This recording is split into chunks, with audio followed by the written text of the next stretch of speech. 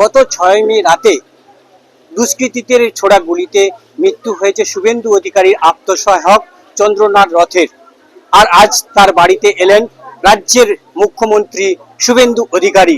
তার পরিবারের সঙ্গে দেখা করলেন, তাদের পাশে থাকার আশ্বাস দিয়েছেন।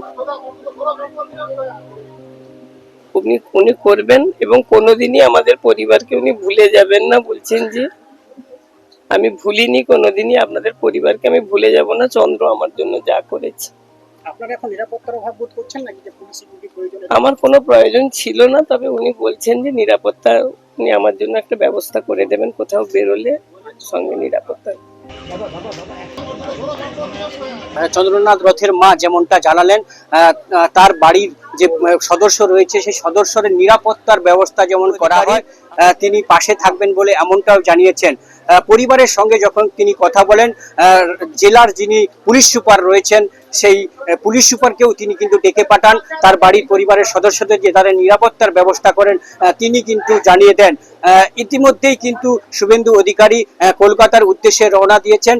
তিনি পরিবারের লোকের সঙ্গে যিনি কথা বলেছেন এবং কথা বলে তিনি পাশে থাকার আশ্বাস দিয়েছেন। পূর্ব মেদিনীপুর থেকে রঞ্জন মাইতি, এই সময় লাইভ।